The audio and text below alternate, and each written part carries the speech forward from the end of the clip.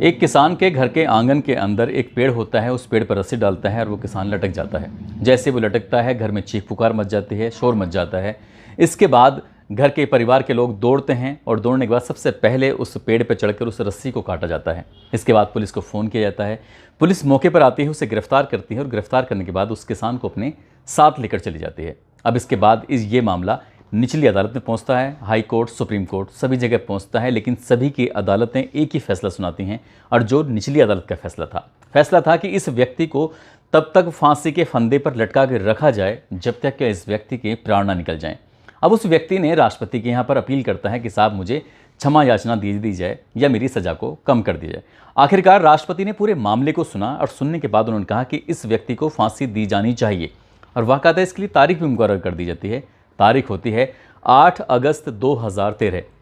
अब जैसे ही central jail Jabalpur को ये सूचना मिलती है कि 8 अगस्त को उसको फांसी दी जानी है, तो 7 अगस्त को पूरा इंतज़ाम कर लिया जाता है। जेल के अंदर पूरी तैयारी की जाती है, रस्सी कहाँ से मंगानी है, कौन जल्लाद होगा उसको फांसी देगा और कौन कौन यहाँ पर डॉक्टर मौजूद रहेंगे, कौन, ये सब की पूरी तैयारी शुरू हो जाती हैं। पूरा दिन इस पर रिहर्सल चलता रहता है। अब जेल के अंदर जितने भी कैदी मौजूद होते हैं, हर कैदी की ज़ुबान पर एक ही बात थी कि कल सुबह को उस किसान को, इस व्यक्ति को फांसी दी जानी है।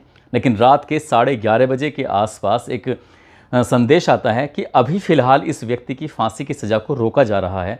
जब तक क्या अगला आदेश नहीं आ जाएगा तब तक इस व्यक्ति को फांसी के फंदे पर ना चढ़ाया जाए।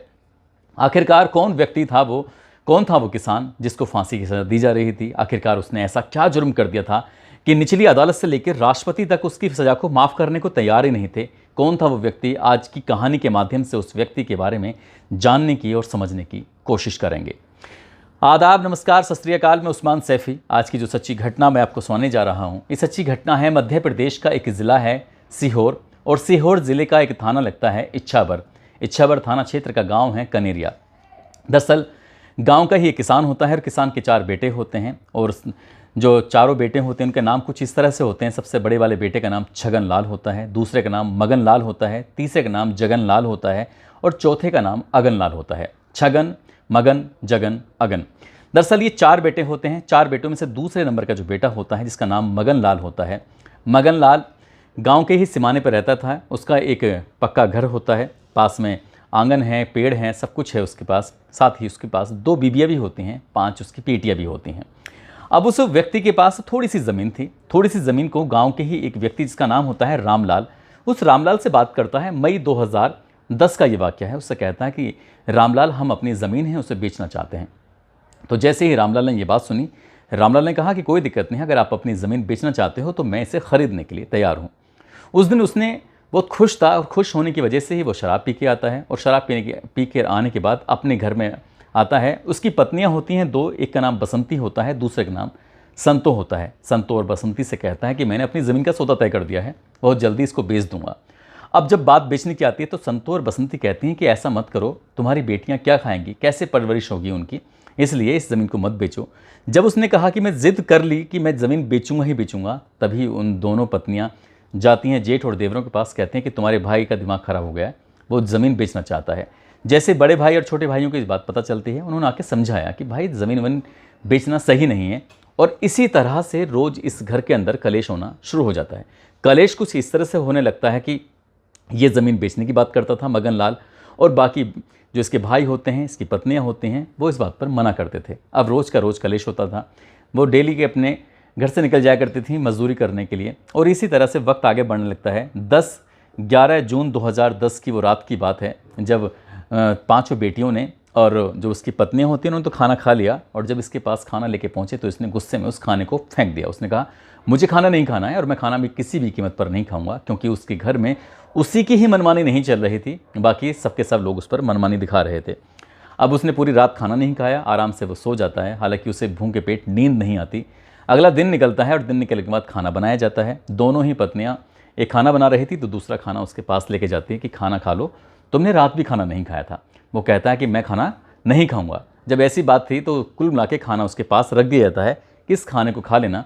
उसने खाना उठाया और इधर से उधर टहलना शुरू कर देता है। वो दोनों पत्नियां कहती हैं कि इनका तो रोज़ का नाटक है, शराब पीते हैं और उसके बाद घर आते हैं, बस एक ही नाटक है कि बस ज़मीन बेचनी है। ज़मीन तो बिकेगी नहीं, क्योंकि बच्चियों की परवरिश कैसे होगी, घर कैसे चलेगा, ज़मीन में थोड़ी बहुत आमदनी हो जाती है। इतनी बात कहकर वो दोनों महिलाएं घर से निकल जाती हैं मजदूरी करने के लिए, और वहीं घर के पास में ही कुछ फासले से मजदूरी करने के लिए चली जाती हैं। अब वो व्यक्ति दिन भर गुस्से में अपने घर में पड़ा रहता है। शाम के 5 बज जाते हैं। जब 5 बज जाते हैं, जो बेटियां होती हैं, बेटियां सबसे बड़ी वाली बेटी होती है जिसकी उम्र 6 साल होती है, नाम लीला होता है। दूसरी बेटी सविता जिसकी उम्र 5 साल होती है। तीसरी बेटी आरती जिसकी उम्र 4 साल होती है। और चौथी बेटी फूल कंवर जिसकी 2 साल उम्र होती है। और 5वीं बेटी जमुना जिसकी 1 साल के आसपास उम्र होती है। अब ये व्यक्ति गुस्से में था, मगनलाल। वो बाहर बच्चे खेल रहे थे, बच्चों से कहता है कि चलो घर चलो, तुम सुबह से लेकर बाहर घूमते रहते हो। तभी लीला ने सबसे छोटी वाली बेटी जमुना का गोद में लिया और वो घर के अंदर आने लगते हैं।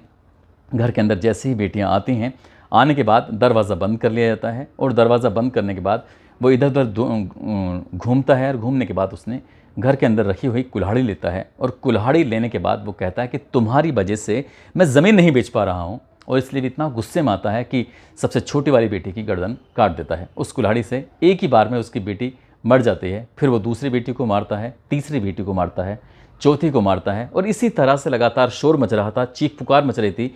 लड़कियां जितनी ज़ोर ज़ोर से चीख सकती थीं, रो सकती थीं, वो रो रही थीं। दरवाज़ा बंद था। इसी बीच में उनकी पत्नियों तक आवाज़ पहुंचती है कि तुम्हारे घर में बच्चे बहुत ज़ोर ज़ोर से रो रहे हैं। पास में वो काम कर रही थी, दौड़ते हुए वहाँ पहुँचती हैं। उन्होंने जो विंडो के अंदर ये जंगले से झांक कर जो देखा, तो उसके पति लगातार कुल्हाड़ी चला रहा था, अपनी ही बेटियों को मार रहा था। और जो अंत में एक बच्ची थी, उसने उसको भी काट दिया, उसको भी मार दिया। अब जो मार देता है तो उसके बाद वो ज़ोर ज़ोर से चीखते हैं, चिल्लाते हैं। इसके बाद उन दोनों पत्नियों की चीखने चिल्लाने की आवाज़ें सुनने के बाद आसपास के लोग भी वहाँ से आ जाते हैं। साथ ही जो उसके भाई होते हैं बड़े, छगन जगन, ये भी मौके पर आ जाते हैं। इसी बीच में इसने अपना घर का दरवाज़ा खोला, और दरवाज़ा खोलने के बाद वो हाथ में कुल्हाड़ी लगी हुई थी, कभी इधर दौड़ रहा है, कभी उधर दौड़ रहा है, वो समझ नहीं पा रहा था। तभी वो दोनों पत्नियों ने जब बच्चों के पास जाने की कोशिश की, तो उसने अपनी पत्नियों पर भी हमला करने की कोशिश की। आखिरकार वो तो वहाँ से भाग जाते हैं डर की वजह से, क्योंकि वो 5 हत्याएं कर चुका था। 5 हत्याएं होने के बाद उसके आसपास आने की किसी की हिम्मत नहीं पड़ रही थी। तभी उस व्यक्ति ने अपने घर के अंदर से रस्सी निकालता है। घर के ही आंगन में उसके एक सागौन का पेड़ होता है, उस सागौन के पेड़ पर रस्सी डालता है, और रस्सी डालने के बाद उस पर वो लटक जाता है। यानी कि वो अपनी ज़िंदगी की लीला को ख़त्म करना चाहता था। और इस दृश्य को गांव के लोग देख रहे थे। तभी उसका बड़ा भाई जितनी जल्दी हो सकता था उतनी ही जल्दी वो उस पेड़ पे चढ़ता है। पेड़ पे चढ़ने के बाद उस रस्सी को काट देता है। और जैसे ही रस्सी कटने के बाद वो गिरता है, तब उसकी हालत उस वक्त ऐसी नहीं थी कि वो विरोध करने की स्थिति में होता। तभी वो गांव वालों से कहता कि भाई जितनी जल्दी हो सके इसको बांध दो। यानी कि उसी पेड़ से उसको बांध दिया जाता है। और बांधने के बाद ताकि वो कुछ ऐसा गलत कदम ना उठा सके जिससे क्या किसी और को हानि पहुंचे या उस खुद को हानि पहुंचे।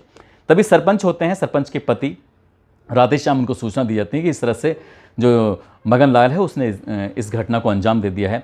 अब सरपंच के पति राधेश्याम जो नज़दीकी पुलिस स्टेशन होता है इच्छावर, वहाँ पर SHO होते हैं VK जैन, उनको सूचना देते हैं कि जितनी जल्दी हो सके साहब जल्दी से आ जाइए, क्योंकि यहाँ पर इस तरह से बड़ी वारदात हो चुकी है। और बड़ी वारदात की सूचना पाकर VK जैन मौके पर पहुँचते हैं, उस व्यक्ति को हिरासत में लेते हैं, और हिरासत में लेने के बाद इसको जेल भेज देते हैं। और इस पूरे प्रकरण की जांच पड़ताल करते हैं।